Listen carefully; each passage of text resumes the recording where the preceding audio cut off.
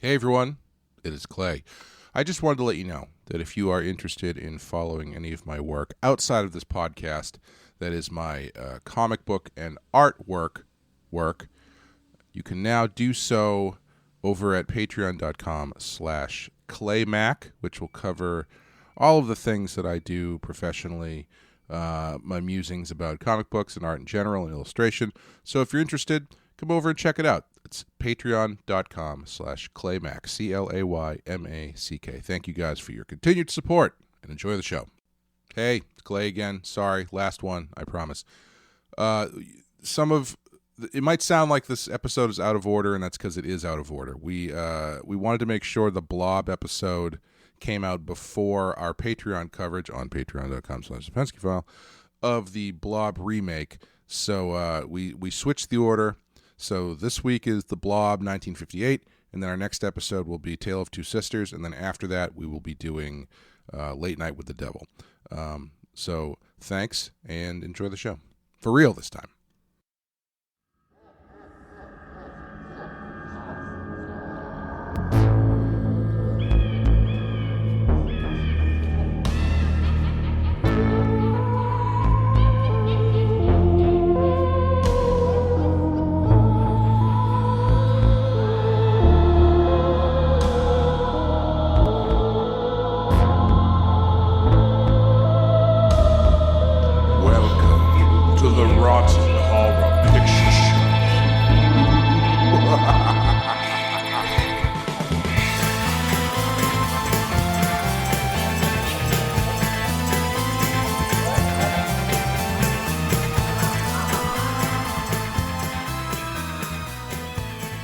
Hello!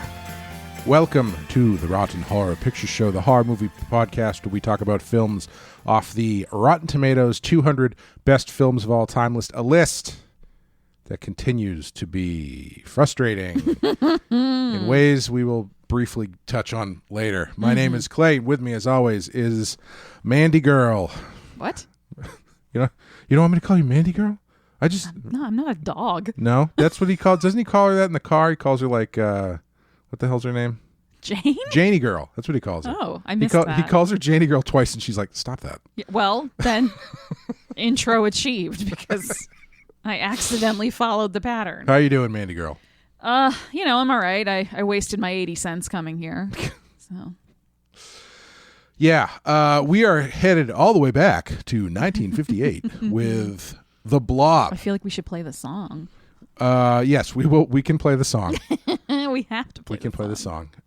We are doing The Blob, which is not on our list, but is one of the movies we are doing on our remakes and reboots series on Patreon, which you can find at patreon.com/thepenskyfile. So we wanted to make sure we covered this before we watched the remake. Mm-hmm. And what is this movie about? It's from 1958. It's not on our list, but it has a 67% Rotten Tomatoes score with a 52% audience score. Had you seen this before? I had. Yeah, I think I made Greg watch it with me during COVID. Okay. Like I'd seen it before, but I definitely have watched it in the last couple of years. Yeah. So do you have a history with The Blob? I just like it. Yeah. It's stupid and campy and really silly and just a quintessential drive-in movie, and I really enjoy it for that reason. Well, I'm glad one of us is happy. I had not seen this before. I had known of it, obviously. It's a fairly famous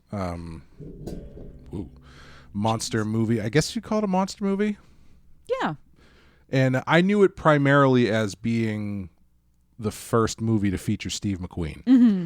And I didn't realize that he was the star. I thought it was one of those situations where it's like, oh yeah, Steve McQueen is like the third guy. You know, he's the Billy Zane role in Back to the Future. He's like Biff's third thug. Yeah.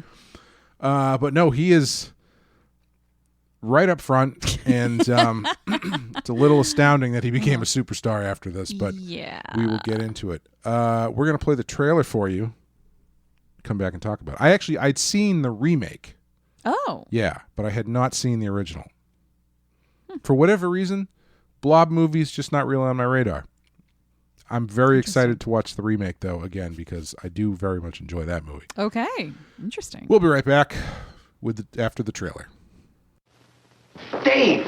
Doc Hallen's been killed. Doc Hallen, what happened? It's over at his place. You gotta come now. Oh, wait a minute, Steve. Tell us what happened. Well, I'm trying to tell you. Now, this thing had killed the doc. Well, what was it? Stop with it, kid.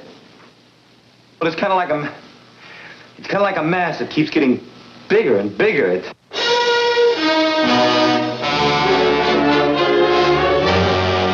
Every one of you watching this screen, look out.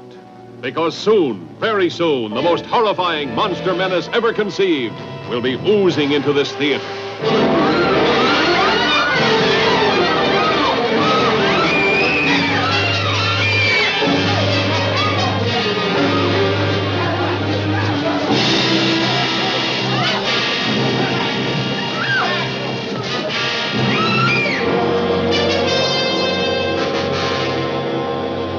Two teenagers see it first, like a falling star from outer space. Boy,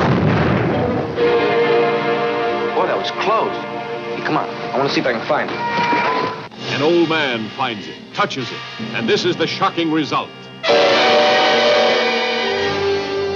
From then on, there's no stopping the Blob as it spreads from town to town.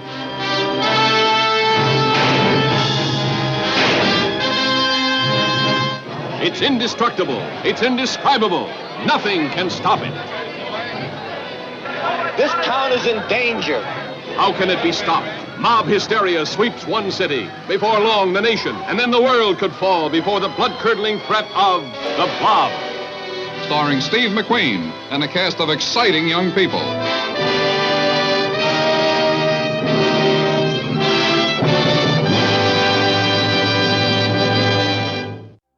Okay, The Blob. Originally titled The Glob. It was, but they changed it for reasons I can't remember. I think it was a good change. Yeah, The Glob just doesn't Yeah. have the same ring to it. Something kind of gross about that. Directed by Irvin S. Yeworth, written by Theodore Simonson, Kay Lineker, and Irvine H. Milgate, starring Steve McQueen, Annetta Corso, Earl Rao, Olin Howland. That's a tough name to say. Olin Howland. Stephen Chase, John Benson, George Karras, Lee Payton, Henry Martin, and a worthless piece of slime, a foul, obnoxious blob with a weak electrochemical bond. As the Blob. Amanda, Yes. What happens in the Blob? Okay, are you ready for this? Let's do it. An alien life form consumes everything in its path as it grows and grows. Okay. That's it. All right. That's all that happens. Yep. I mean, I guess you can't really argue with that. More or less. Yeah. Well, Clay, some things you'll find in the Blob include A nurse and a doctor. An old man. An old man. Yeah. An amazing theme song. Yeah, I right off the bat not ready for that. Really? No, You've never heard the song I've never heard the before? song. Never. No, I'm. Are you secretly like a Russian agent? Are you not really American? No, if I was a Russian agent, I would have been very familiar with the Blob because then people would have asked me questions about it in the 50s. Fair enough. No, I don't know. I didn't even see the remake until maybe 4 or 5 years ago. This man Yeah. just missed out on his prime Blob years. Yeah, I was at first I thought this was a surf movie when it started because the song sounds like a surf movie song. Yeah. Actually, apparently that song was written by a then unknown Burt Bacharach. That's amazing. But yeah, it is quite the theme song. It's super catchy. Quote unquote teenagers. Yeah. Isn't Steve McQueen like 30 in He this? is 28. He looks like I He looks swear like to he's God, 40. He looked like he was 50 years old for his entire on-screen career. Yes. Like the first shot of him in this movie is like a close-up, and I legitimately went whoa, because apparently he smokes a lot. He smoked a lot of cigarettes. Yeah. And there's actually a Maybe scene. that's why he reminds me of my dad. Anyway. There's a scene in this movie where I guess you can see smoke kind of coming out from behind him. He's like holding a cigarette behind his Yeah, back. because he would smoke in between takes. Oh my God. And so he just put the cigarette down to do his Jesus. lines. An old timer. Yes. Very. This is his final role, and I believe this was something he was known for playing was old guys. Oh, Which is, it's good work if you can get it. yeah. It's just funny how everyone in the movie keeps being like, "Now calm down, old timer," Yeah, he until doesn't the old actually- man dies, and it's like most of the people on this screen aren't that much younger than you. He actually doesn't have a name. I believe it is old Yeah, timer. it's old timer. The triumphant return of precariously placed jars of acid, It's always good to have one around. just loose for throwing. Yeah. Whether you're fighting a blob or The reanimated dead. or testifying against Carmine Falcone in Gotham City. Yeah, just keep some loose acid around. Yeah. When was the last time you watched Batman Forever? Very long time. The one thing, that movie is a very goofy movie. The one thing I will never forget is when they show you the history, the origin of Two-Face via news report, and they show Oh yeah. they show you footage of Harvey Dent in the court. Yeah. What's the word? Like cross-examining Yes. a guy. Yeah. Who then, in full view of everybody, pulls out a bottle of acid, throws it in his face. Yeah. Which, favorite detail number one, he covers half of his face with a piece of paper. And that's enough to save it. And that was enough. The acid was strong enough to burn his face off, but not strong enough to go through. But I guess, acids are different. But my favorite detail, Acids even are more than that, is that once that happens, Batman jumps out of the audience of the court, which, by the transitive properties of Batman, means that he was just sitting there Yeah, just waiting. in full costume. Just hey, Batman wants to observe the mechanisms of justice as well. Yeah, just in case. And even being there, It's he was open to the public, Clay. he was Batman's still part of the he public. was still too late to save Harvey Yeah. Dent, even though he was already there. Couldn't have done anything, I guess. Cops who have it all figured out. Yeah, Richie the cop. Is he the one with PTSD from the war? Yes. It's not PTSD. He says something to the effect of, "I thought they were just joshing with me because of my war record." He says they're looking for the chinks in me. Yeah, Like they're looking okay. they're looking for the weaknesses. 'Cause That's he's- what he thinks. He thinks they're out to get him. As soon as he said that, he mentions his war record, and I was like, was he a Nazi? Like, did he get dishonorably discharged for burning babies or something? This is a digression, but I'm pretty sure that Richie the cop is also the one where there's a throwaway bit about how a 17-year-old smashed into his wife or something and killed her in a car. And Awesome. so the other cop is like, Richie thinks it's a crime for anyone to be 17 now. So he's got a Amazing. war record and a dead wife. Amazing. And he's the most minor character in this movie. He is one of, all of that stuff makes this element make more sense, but he is one of my favorite / least favorite types of characters in these movies. Someone who is so incredulous and Yes. so unwilling to believe what they're being told. Yes, that he will jump through hoops to s- find another yeah. explanation. The story that he comes up with to backflip away from whatever these kids are telling him is so much more improbable yeah. than anything else. It's more improbable than Blob from space. Right, Blob from space is killing people. You will also find rumors about unprotected women in the balcony. Apparently they were all true, because when we see that balcony, All those women all those women, not protected. nope, except for that one dude. That's one of those things, like, that feels very much like a Biff's gang kind of thing, where when you finally get to see them at the movie, Yeah. only the main guy is with a girl. The other ones are just sitting behind him. Isn't he with two girls? I think so. He is. The other ones are very clearly just sitting Yeah, behind him, behind and it's him. like, You will also find cop plot, drag race plot, and chess plot. yeah. I plot in that they take up a large portion of the film. Yes. Yeah. Yeah. The vampire and the robot. Yes. Yes. Film classic. Yes. the Along one with everyone who has been to a movie has seen that. Daughter of Horror, which Yep. is the other movie that's playing. Yep. Should be on our list. Vampire to and be the honest. Robot, not real. Daughter of Horror.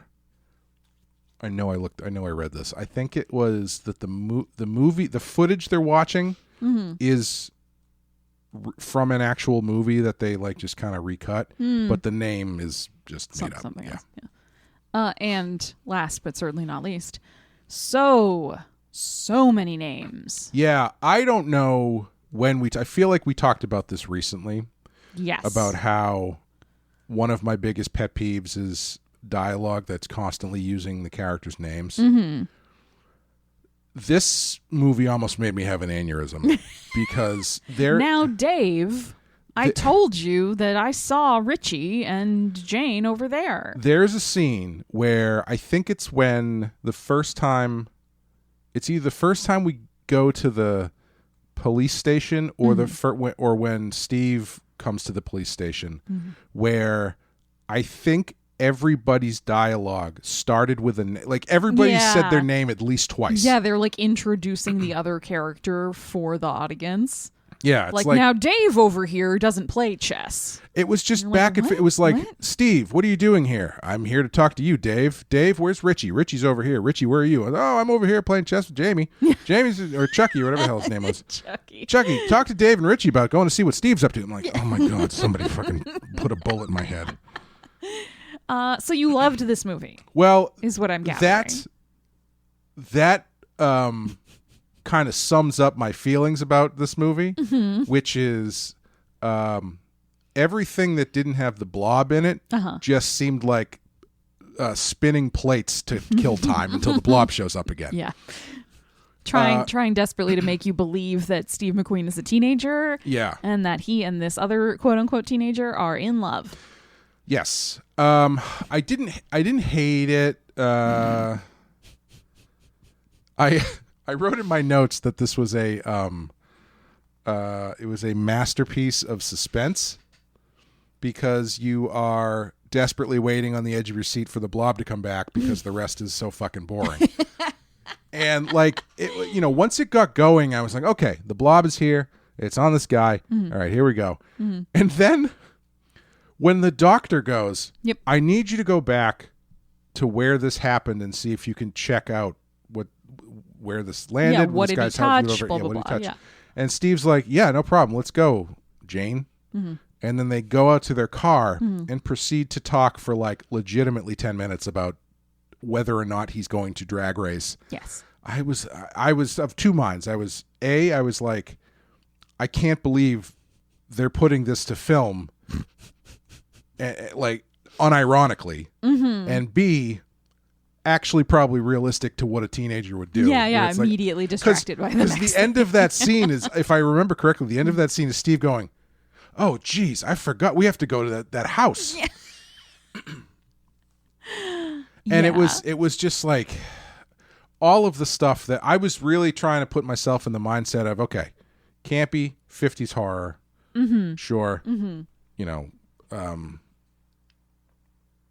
try not to be too hard on it. Yeah. But that stuff was everything that didn't have the Blob in it. It just felt like they used every single thing that they shot.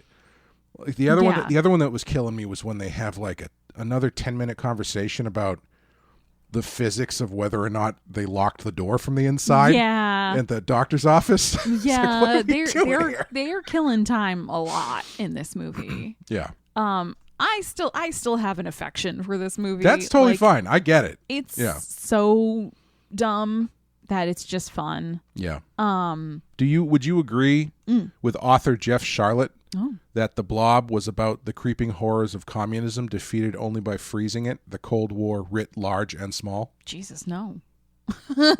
Small and literal.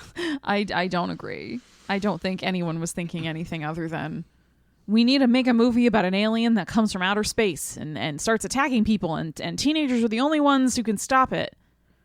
Yeah, sure. Let's just make it a Blob. That'll be cheap. That is literally what the writer said in response to that. Yeah. Was he was like, "No, it's a movie about a blob." It wasn't this movie specifically kind of written and created for drive-in movies. Yes. Like with the assumption that teens were going to show up and kind of just, I don't know, neck in the car and occasionally pay attention to the movie, but not really. Nothing gets you hotter than 4 30-year-olds talking about maybe drag racing. I mean, put in enough Blob scenes in there to get your girlfriend scared, and she might let you put your arm around her. Isn't that how it worked in the 50s? Yeah.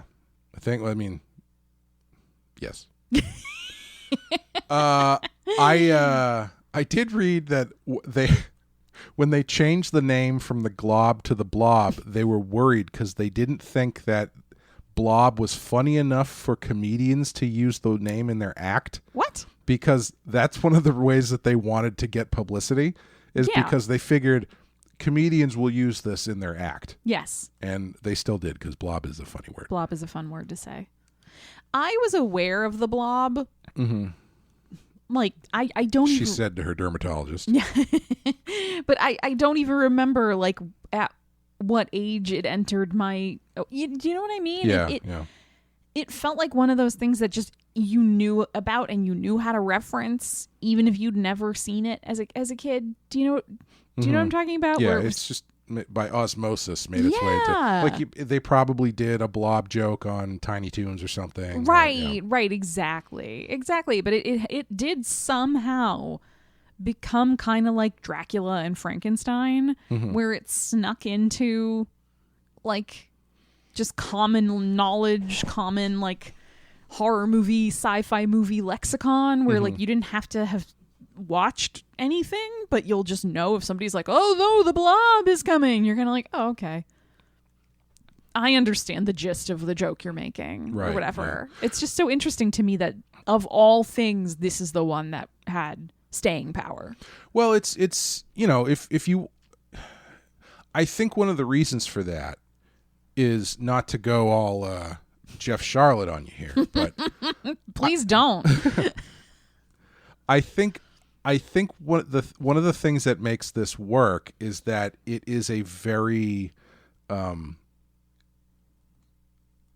primal sort of creature, where it's not like, Invasion Earth or something, where they got these giant brain heads and crab hands and stuff. It's very simply something from space lands in the heartland and just wreaks havoc in a way that is you cannot understand and you cannot stop. Yeah, you can't reason with it because it does not speak. Right. And if you touch it, it's got you and you're doomed. Yeah.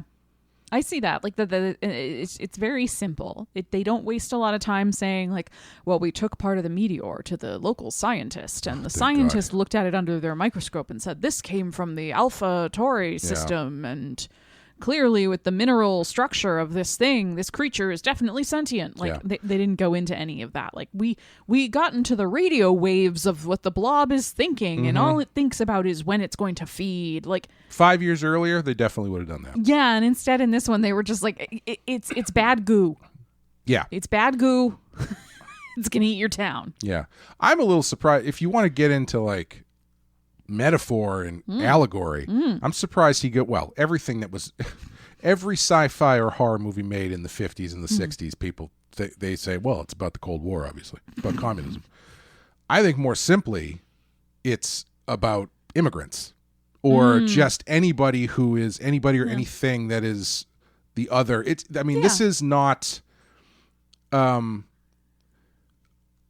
I don't think it's a stretch to say that this is a fairly Lovecraftian story. Sure. Where that's the basis. At the very you freebase down Lovecraft stuff into a nice little blob here, and what you have is creature from space. Yeah.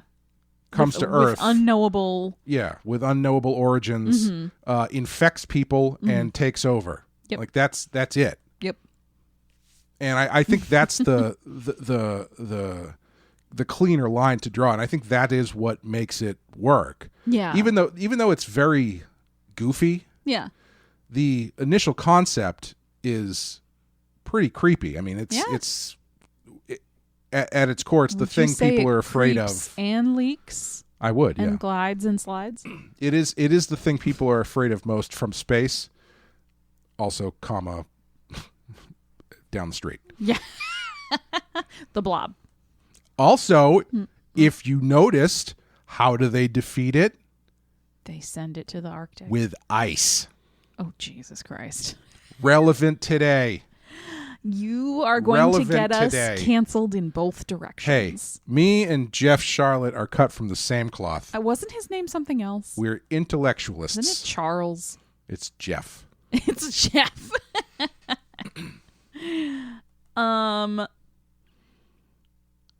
This movie is definitely a hot mess, though. Mm-hmm. Like, there's not enough plot No. to stretch into. And the Blob only kills like 4 people I mean, maybe it gets some people in the. on screen. Okay. All right. Okay. Fine. I feel like fine. not to cut you off, but I feel That's like that's the thing that's so easy about movies like this is like, well, yeah, just have it kill a bunch of people, and then you don't have to talk about car exhaust or whatever or you don't have to talk to a cop Right. about the ticket you're going to get for Or have 25 somebody minutes. tell a story about how the time the cop accidentally helped you move a stolen car. I forgot about that. Yeah, that also. That was hilarious. But I do think like the individual pieces towards the very beginning of this movie leave you sort of being like, okay, all right, where's this gonna go? Like when they first find the meteor crashes and they first find the old timer who's desperate for help and all of that. That's kind of, I could see how that would be in 1958. You're sort of like, ooh, oh no, this is scary. Yeah. And then getting him to the doctor's office and just the like, it's weird looking and it seems like promising. And yeah, then it gets totally derailed by all the drag race stuff. I also find the scene when they jump back to the doctor's office with the doctor and the nurse absolutely hilarious. When the nurse shows up, she's the best actor in the movie. Yes. Because she shows up and she's like, and he's like, oh, I'm so glad that you came. She's like, doctor, it's fine. Anything you need, I'll be here to help. He's like, okay, go look at that man in the other room. He's got this weird blob thing on him that's kind of eating him. And she like just, you see her face change and you're like, what? I love that. I love that once she goes and the blob is revealed, it's eaten the man, the doctor immediately decides that the blob behaves like a T-Rex. And you have to stay very still. Yeah. How does he know that? I don't think he does. I don't think it's working. I think that's why she freaks out, is because he's like, no, stay very still. Don't move. And I think it's just moving closer and closer to her the whole time. And so she finally is like, what the fuck? It's so funny. And then she throws the loose acid at it and it does not work. And so then he goes to get his doctor's office hunting rifle off the wall. Yeah. And she's like begging him, please don't leave me in this room. Please don't go. And he's like, wait. I'm going to get my gun. Mm-hmm. And I don't know why you'd think if acid can't destroy it, you're going to shoot it with a gun. Because guns solve all problems. That's why. Not the blob. That is one problem that guns do not solve. That's true. Unless it shot ice cubes, then we would have been fine. I don't know if that counts as a gun at that point. Yeah, but it's... there's enough of a core good idea here, and enough of a spectacle with the blob stuff is cool. Like, I think the blob stuff works pretty well. Yeah, it definitely, like, in modern day looks a little silly, but honestly, I still think it's fun. Yeah, and I think it is. I do think it's still disturbing to a certain extent, especially more so because on the old guy, because when you see it on the hand and you see it up the arm and then it's over the body, you can still kind of see the human beneath it a little bit, like the skin. The freakiest one, though, which apparently they cut down because it was too graphic for the time, was when Steve sees the doctor, because that's like a quick cut of him just like covered in it. Yeah, and like slamming up against the window and like flailing around the room. Yeah. I think that stuff is really good. And it I I think the ways that they found to do some of the large blob stuff, like when it comes through the projector room at I at like the that. That's fun. theater and the how it goes over the diner. Yeah. That stuff, I think that stuff still, I mean, you can see the seams, obviously, but I think it still works. Right. But the overall effect, I think, still works. And it is a clever idea to have it, like, especially when it comes through the projector room and into the main theater. Like, having it squeeze through the little, like, windows that the projector comes out of is, like, a fun concept. You know what I mean? Like, it's a fun idea that they went with, being like, yeah, hey, let's have it enter the theater that way and have everybody come panicking and screaming and running out the front door. Yeah. One of the things that really stood out to me wasn't so much the movie itself, but how clearly influential this was. Because the opening sequence is almost like it feels almost shot for shot the Stephen King segment of Creepshow. Where it lands in the farm and then the guy goes and he touches it. Like the thing even opens up the same way. Yeah. And, obviously it's a little bit different in that. But I saw Creepshow. I saw, it reminded me of Spider-Man 3 when Venom the way that they have Venom come to Earth is Peter and Mary Jane are like in a car or like hanging out by the lake. Oh my God. And then it lands in a meteor and they're like, we should go check it out. There's also, have you watched Alien Earth? No, not yet. There is a scene in one of the earlier episodes of Alien Earth. This isn't really a spoiler. There is a scene that feels directly ripped from this movie where a character goes into, is in a building and has to go into a room where people are throwing a party.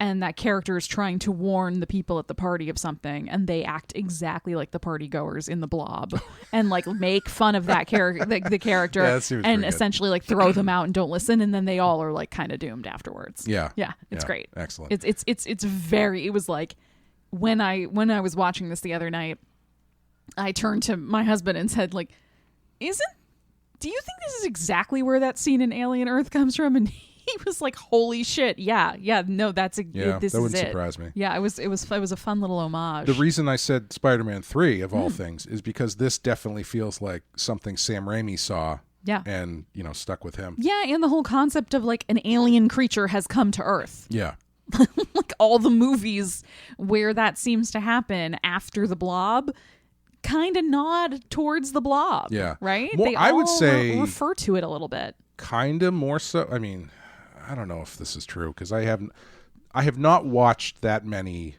50s sci-fi horror movies. Fair. Because generally, I think they're kind of lame.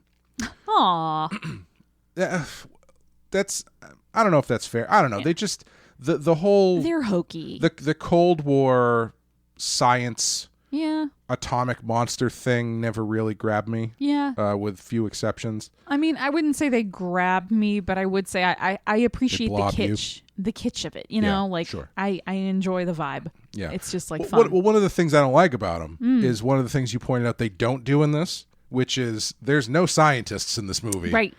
No scene where they have to talk about what's happening in a lab. Mm-hmm. I think this is one of the reasons this became so memorable is because it skews younger, where they're not talking about science. Right. They are talking about drag racing. Right. They are talking about going to the movies and making out with chicks and stuff. Mm-hmm. And I think that kind of was a bit of a shift. Yeah. This was... on IMDb, it said the success of this film established it as the first teenage rock and roll monster movie.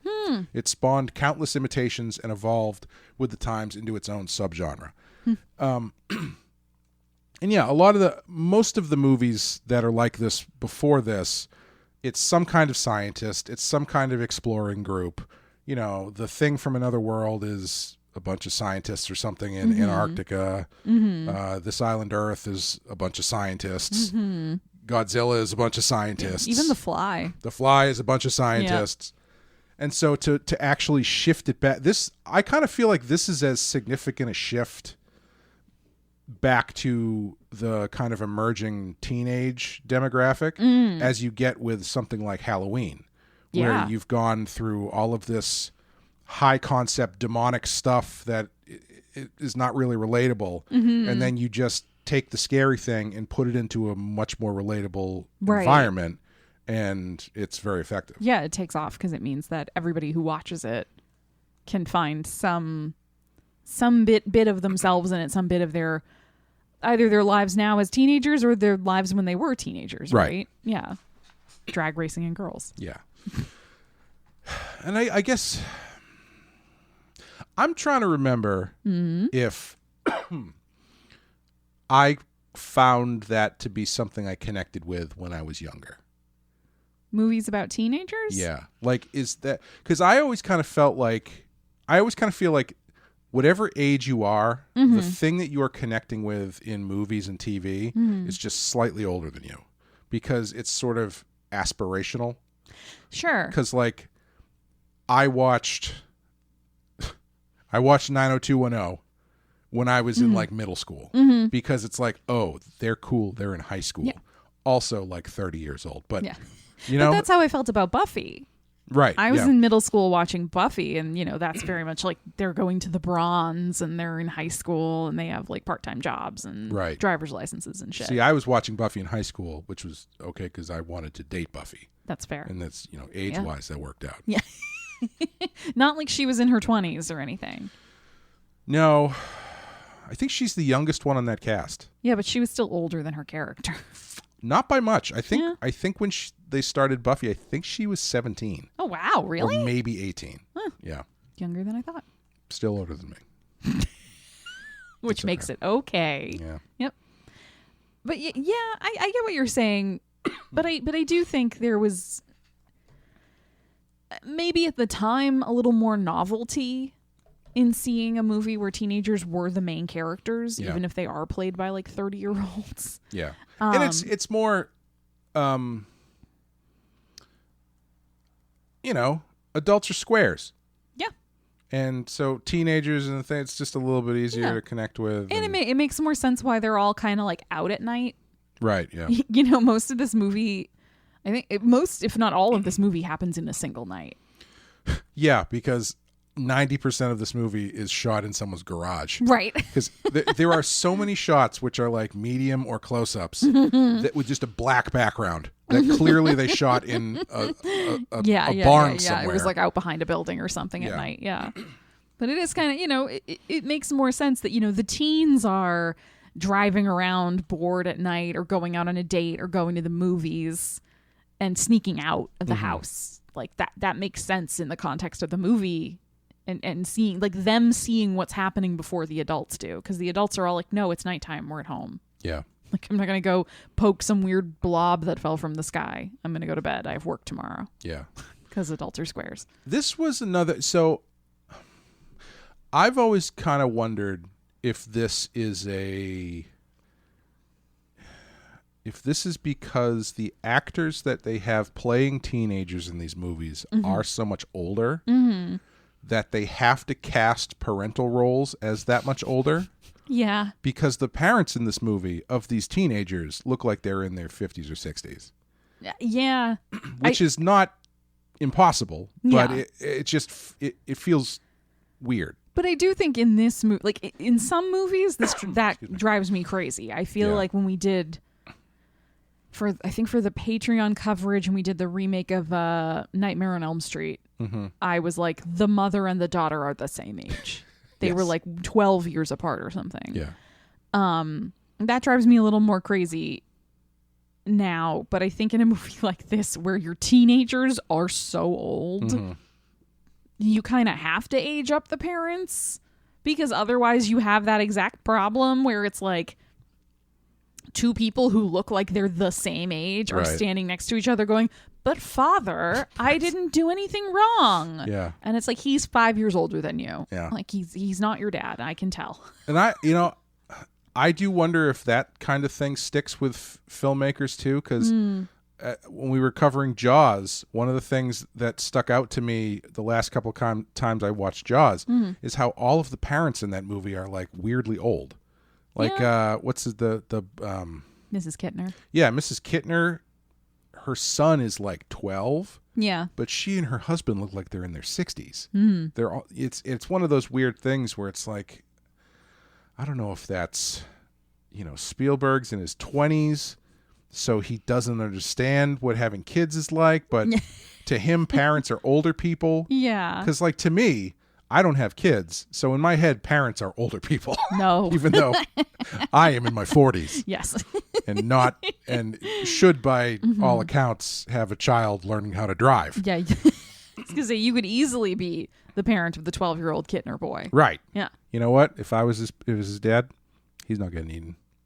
Really? You're going to fight the shark? I'd fight. No, I'd fight the shark, but B, more importantly, he's not going in the water. Why not? Because he doesn't deserve to. Oh. Yeah, he did terrible on his last report card. So how much fan fiction about being Alex Kittner's father have you written? It's not fan fiction. It's just life and good parenting, Please tell us more about your expertise. Remember what I said parenting. earlier about lived experience? The hell are we talking about? The Blob. The Blob. Mm-hmm. Old parents. But yeah, that it is so interesting where it's like, yeah, these guys are all in their 30s or like their late 20s. So you can't have an actor who's 40 playing their dad. Yeah, they're going to look like peers. Yeah. It's going to make it really obvious that these quote unquote teenagers are not teenagers. Even in like Black Christmas, remember the first girl who gets killed, her dad shows up and he's like 65. Yeah, I can see. I think these movies give more leeways with dads, though. That's true. I think older dad was more normal. Yeah. Yeah. Because if the girl in Black Christmas was 20, then maybe your dad was like 45 when he had a kid. That's true. If his wife is, 10 years younger. Hotter, like hot young wife. Don't make it weird. I'm just, hey. My parents were 14 years apart. Yeah. Your dad probably loved it.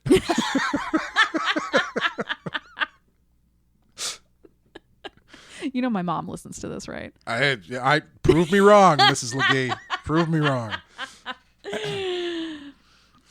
Oh my God. Moving on. There's an excellent dog in this movie. There's a fantastic dog in this movie. I want that dog so bad. That dog is long dead. I'm sorry. No, he's not. He's very incredibly cute. Yeah, he's the perfect dog. To the point where when the dog shows up, yeah, it's kind of the girl Janie picks up the dog, and then Steve's like, "Yeah, that's a good dog." Yeah, yeah. Everyone's like, "We got to protect that little dog." Yeah. Does he get eaten? No. He survives the movie. I don't know if we see what happens to him at the end, but I definitely the period where you think he's going to get eaten. The other quote unquote teenagers come in and they're like, "Oh no, he made it out. We saw that dog running up the street." I was like, "Oh, okay, good job." They're going to bring it to the little brother who has the scariest thing in this movie, that fucking teddy bear. Oh yeah, that thing is terrifying. Yeah, that's the scariest thing in this movie. That and the fact that he was sleeping on the couch with a gun. It was a toy gun. It was only a cap gun. But for a second, this being 1958, I was like, solid chance it's a real gun. I do love the bit where the little brother confronts the Blob, shoots at it with the cap gun, and when that doesn't work, he just chucks it at it. It's something they do in all movies. When you run out of bullets, then you throw the gun. I kind of love that the little kid does it. I thought it was great. Yeah. Yeah. I think they do a pretty good job of giving you enough of these peripheral characters who are potential victims of the Blob. Like the dog, it's a little bit cheap, but sure. I don't think it's that egregious, but it's like, okay, they got a cute dog, a younger brother. It's a guy with two goons. Well, I'm surprised they didn't get killed. That's what I'm saying. There's enough peripheral characters that any of these you'd look and go, yeah, we're going to lose at least one of these, right? I would say the strangest thing about this movie, because I was watching it and I was kind of thinking, oh, this is kind of like a proto slasher structure to a certain extent, because you've got your monster that shows up, then you've got a bunch of people, and then the movie kind of becomes these vignettes of these different characters getting eaten. That's what I thought it was before they started talking about road laws. But by the time you get to the end, the strangest thing about this movie is how well everybody works together to solve the problem. Yeah. the three, even the drag racing guys, right? Yeah. The first time you see them, they've pulled the hubcap off of Steve's car. Yep. And they're like, They're mocking him. How fast do you think this thing can go on open road? And then they have this drag racing scene, and in literally any other movie, Yep. the way that drag racing scene ends, which is with Steve kind of pulling a fast one on them and kind of pranking them a little bit. The rest of the movie, those need guys to lip sync for their lives. What? Never mind. Oh, I see what you're saying. Yes. Drag racing. Sashay away, Amanda. Happily. Goodbye. Any other movie, the rest of the movie or a good portion of the movie is those drag racing goons being like, we got to get that guy, Steve. Yeah, and they kind of keep dipping back in and out of the storyline at inopportune moments. They become like the Henry Bowers characters or something. Yes. In this one, as soon as the drag racing thing is over, and Steve talks to the cop about the finer nature of polite driving. Steve meets back up with the drag racing guys, and they just kind of like have a friendly conversation and talk about going to the movies together. Suddenly they're all cool with each other, and it's not a big deal. And then Steve's like, "Hey, we're going up to check this. You guys want to come?" And they're like, yeah, let's go check the thing out. Yeah, we're all friends now. Yeah. And then they work together. Yep. To set off the bomb alarm or whatever. Get everybody, the air raid siren. Yeah, I do think my favorite character in the movie is the old man. I thought you were going to say the air raid siren. No, the old man who wakes up. And he starts putting on his air raid stuff, and then the fire alarm goes off, and he goes, "Oh crap, I don't know what to wear. I don't have my hat."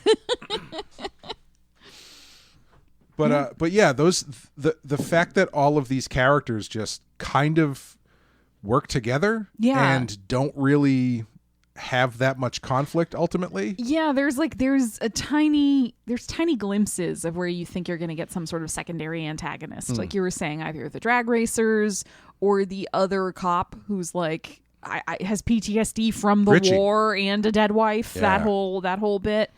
I know what you guys are doing. Yeah. You're trying to make us look like idiots.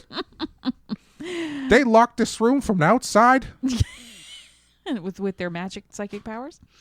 And then they fired this gun into the air. I wish everyone could see the face you're making while you do this Richie. too. Yeah, and then they all kind of They're doing this because they know what happened to me in Da Nang. Oh, geez. Actually, that war hadn't started yet. Yeah. But. Like once everybody's like out in the town and they see everybody come running out of the theater, it's like, oh, okay, let's all work together to stop this thing. Yeah. Like, we're all here now. We're all on the same side. It's like, oh, this is a surprisingly kind of wholesome climax to this movie. Of just like, yep. Which, you gotta let this stuff go, I guess. But I started laughing when, so they Steve and Janie and her brother and they get trapped in a diner. Yes. With the people who work in the diner. As you do. Another inspiration, I think, or I should say another movie that took inspiration from this kind of feels like Ghostbusters 2 a little bit with the blob covering the diner. But so they're running out of air and the thing is on fire. And so they end up in the basement. And as the blob is coming into the basement, one of them starts spraying a fire extinguisher at it, and they find out that the coldness of the CO2 pushes back. Yeah, it doesn't like the blob. It recoils. And so, in one of my new favorite examples of relaying information to other characters, Steve starts yelling through a closed door in the basement.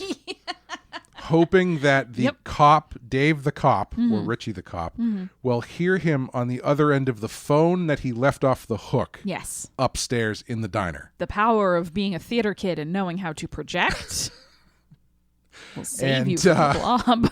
And so they CO2. Yeah, and so they all go to the high school. Yep. And get a bunch of fire extinguishers. Yep. And start spraying the shit out of it. Yep. And that seems to work. How do you feel about that? That's the way they end up dealing with it. Like I was saying, you sure. Yeah. I find it a little disappointing. Yes. Yeah. It felt a little bit. Do you remember in Freddy versus Jason when she's like, Freddy died from fire and Jason died from water. How can we use this? Yeah. It's like, it felt a little bit like that. Yeah. It's like, I don't know what the hell how to get out of this. Yeah. How does drop a nuclear bomb on it or the dream something? demon and the unkillable serial killer? Like, yeah. I guess we have to figure out something to stop this movie. Yeah. It's very it's not that interesting to watch play out. Yeah. I guess it's But I guess if your budget is low, yeah, you can't blow the blob up. I guess it's there's a certain triumphant nature to the whole town working together to ice out this blob. Yeah, I mean it does have that kind of that very of the time happy ending style. Mm-hmm. Where everybody has to come together and all the good guys have to win and the bad guy has to lose. Like it is I think very of its time in that moment where it's like no, this is a drive-in movie. This isn't serious. Right. Like, we need to end this on a happy note. The young couple survives and stays together. The little dog lives. Everybody's happy at the end. Yeah. I do wish. It did feel like a movie where at some point someone was going to look to the camera and go, nobody's watching this, right? Yeah. I was just going to say, jumping back a little bit, I'm always disappointed in this movie after everybody comes screaming out of the theater and Dave the cop goes and looks in the doorways and then he stops Richie and he goes, no, don't go in there, Richie. Don't look. It's the most horrible thing I've ever seen in my life. Mm-hmm. And you don't see anything. They don't show you anything. Are you playing a trick on me too, Dave? Yeah. But You're Richie trying to is make me think about that time I found that village of burned kids back in Korea. Had Korea happened? 58? Yeah, Korea probably already happened. No. But it's such a bummer. And I know, again, it's like they're just not going to Does it look like Omaha Beach? Because I was there. I could tell you if it looks like Omaha Beach, Dave. A whole movie about just how this looks from Richie's point of view. I see. That's a movie I'd be into.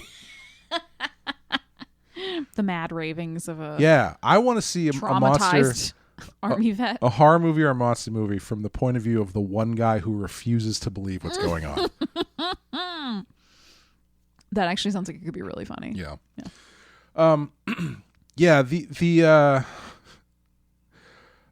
There's just something that feels of the era and very much like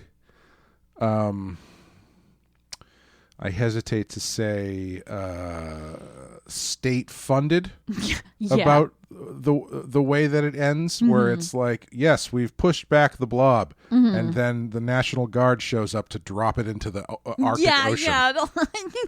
And everything's airlift fine. it to the Arctic, which will never get warmer than it is right now. Right. Or will it? Ooh.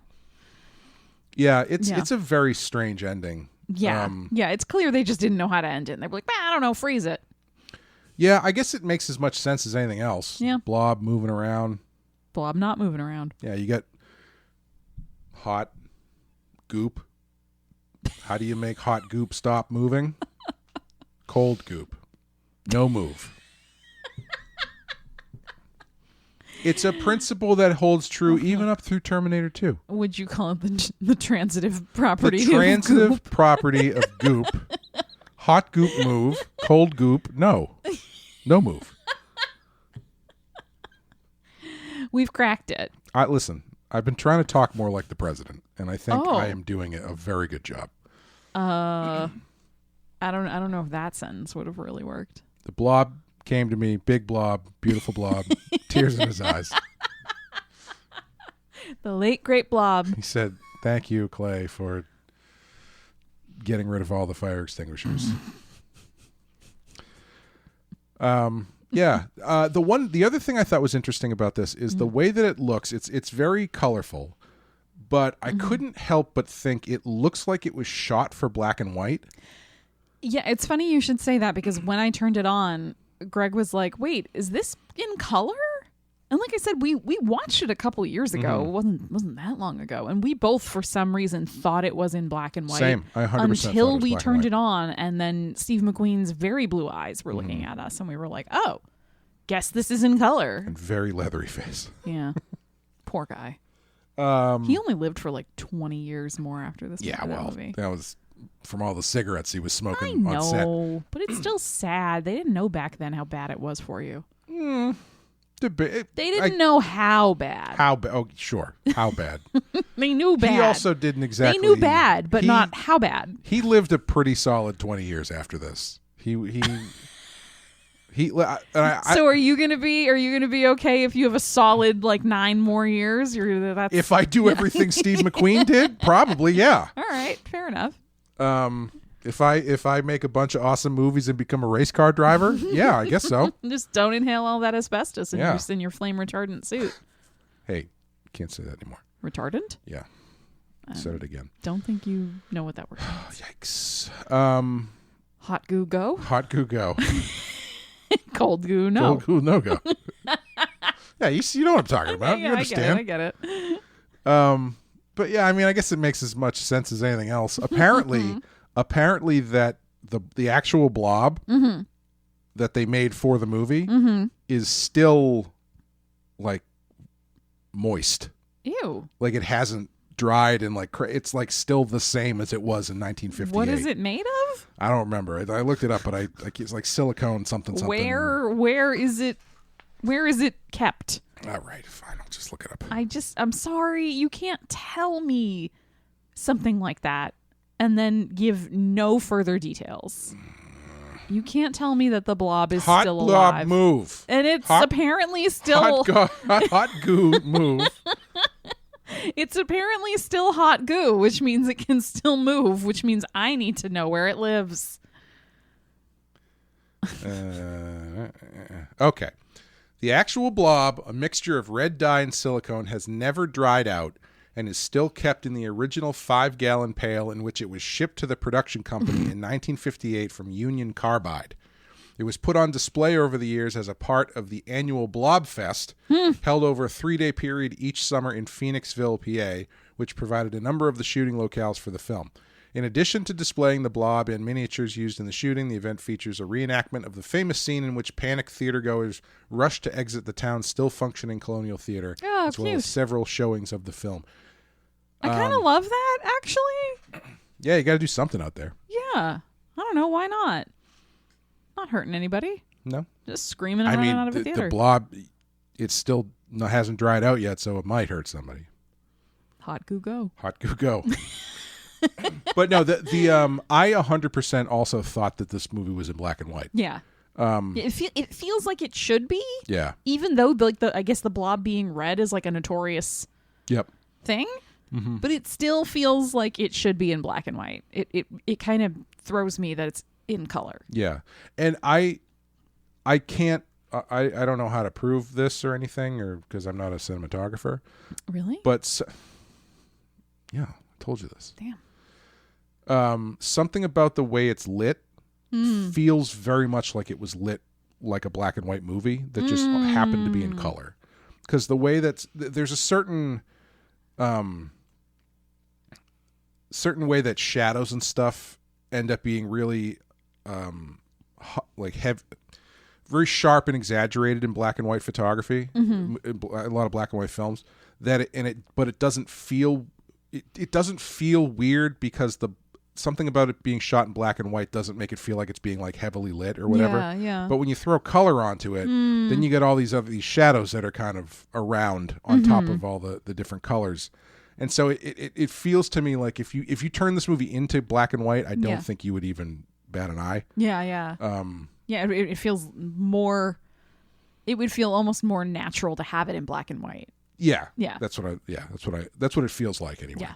And I could be completely wrong. Maybe. Because I don't know cinematography, I just know goo. So Resident goo expert, Clay.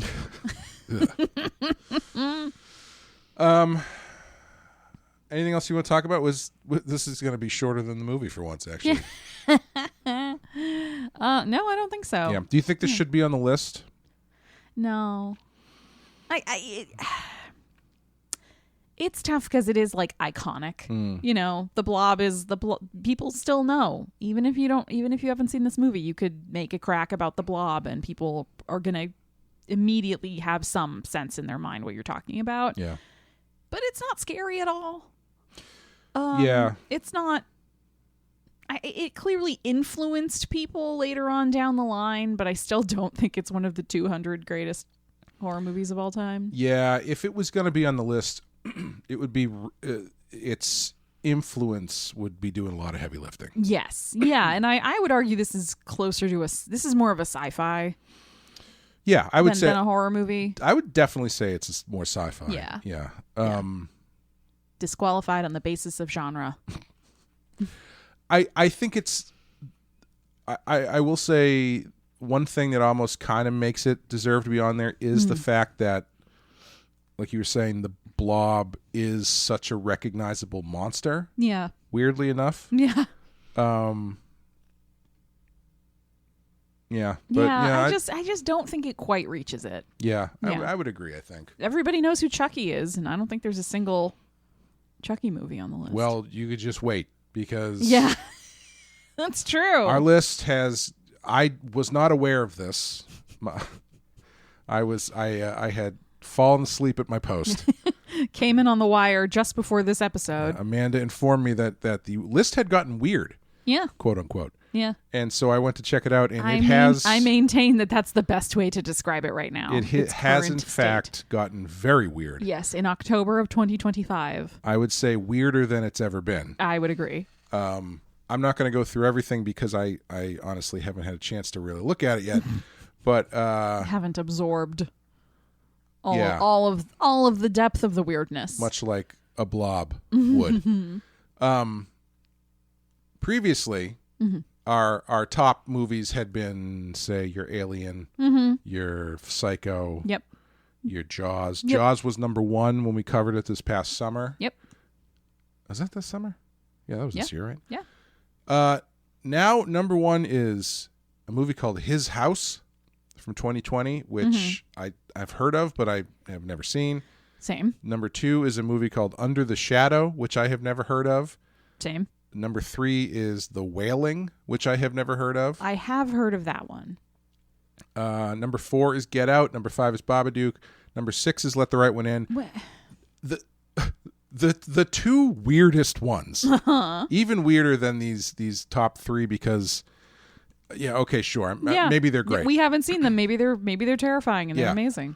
The movie Host, which is the Zoom horror movie, one. which we have already done. Yes, long ago. And it was number 34 at the time, and then it was removed from the list. It has not been on the list for a while. Yes. It is now number 7. That's one that I feel like even when we did it, and we probably talked about this, but I don't remember because it was a long time ago. It was getting the COVID bump. Oh, definitely. Right? Yeah, because it was essentially a COVID horror movie. Oh, yeah, that movie doesn't exist without COVID. Yeah. Right. And so it was intriguing and enticing to people because we were all living our lives like this online and fully on Zoom all the time. So it made sense that it was that high on the list just because of like the attention it was probably getting. And then when it fell off the list, I was like, that also makes sense. This does not make sense. No, I do think that this movie should be on the list. I think it is very good. Sure. Yeah. Excuse me. I don't know if I would say it's number 34. No. I don't think it is. I would even less so say that I think it's number 7 of all time. Number 8 is a movie called The Loved Ones, which I know of but haven't seen. Don't even know that one. I'm just going to go on a limb and say it is not the 8th best horror movie of all time. At least Bride of Frankenstein still in the top 10. Okay. But it's just there has been some additions, and the additions has really kind of screwed things up here. I think more than just the additions have screwed things up. There's something. However, Rotten Tomatoes is picking this, whatever algorithm they're using, they got like a new AI platform to help them do it, and it really screwed the pooch. So now that I'm scrolling through this, they are all in order based solely on their Rotten Tomatoes score. Which was not the case previously. Yeah. So you've got, excuse me, movies 1, 2. Number 1, His House has 100% Rotten Tomatoes score. Under the Shadow, The Wailing have 99. Get Out has 98. Babadook 98. Let Right One In 98. Host 98. Loved Ones 98. Bride of Frankenstein 9, 10, 11 are all 98. Sinners is number 12 with a 97. Jaws 97, 97. Wow. 97. So they just fully flattened the list. Quiet Place. At least A Quiet Place has finally moved from number 14 or whatever, number 10. But yeah, Quiet Place is a 96. 96. It Follows is 95. Silence of the Lambs 95. Yeah, so it is purely switched over to percentage, which I don't know. I mean, I guess it's easier to explain now why the list is fucked. Yeah, I guess you don't know how good you have it until your algorithm gets weird, flattened out. Yeah. Huh. So this happened very recently because I know that because A Tale of Two Sisters was number 136, which was the last episode we did, and now that is number 135. Yep. So it is a recent change. I don't even know. I guess I have to go through and this is going to be like every single movie on the list is going to move. Anyway, okay. Yeah. Well, with that in mind, you have your homework to do now. Yeah. Yep. With that in mind, we are going to. This is we'll be coming up on our 5th movie in this group, so yes. we will be doing a wild card, abandoning this bullshit list. Yeah. So I hope Kyle is happy. Amanda finally gets to do another wild card. Oh, why? What? That the episode I did that was just me. I was doing questions, and one of the questions from Kyle was, "When is Amanda going to get to do another wild card?" Or am I just going to rule over the list like a dictator? With an iron fist, as you are wont to do. Thank you for sticking up for me, Kyle. But Amanda is going to do our wild card, and we are doing what film?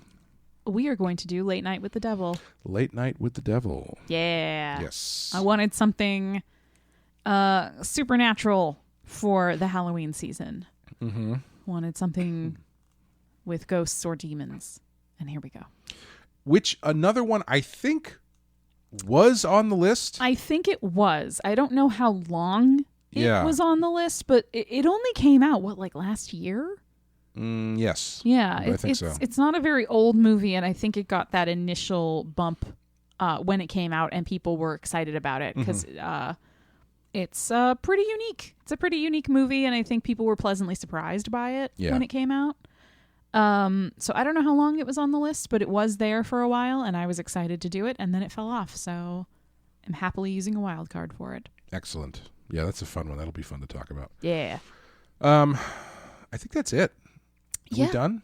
Yeah. I guess we're done. I think so. I don't think everybody wants to listen. Well, you have to just go through naming. just go through naming real time a list that they could find on Google. Speaking of real time, I mean, it would be very in line with the Blob for me to real time do something very tedious. There was a part towards the end when everybody was when the Blob comes through the theater. My first thought was they're going to do like a real time of everybody filing out of a theater and into the streets. Yeah, there are a couple people who took real tumbles. Yes, in that, and I was like, "Oof, yikes! That looks like it hurt." Yeah, I feel like this is kind of a precursor to something like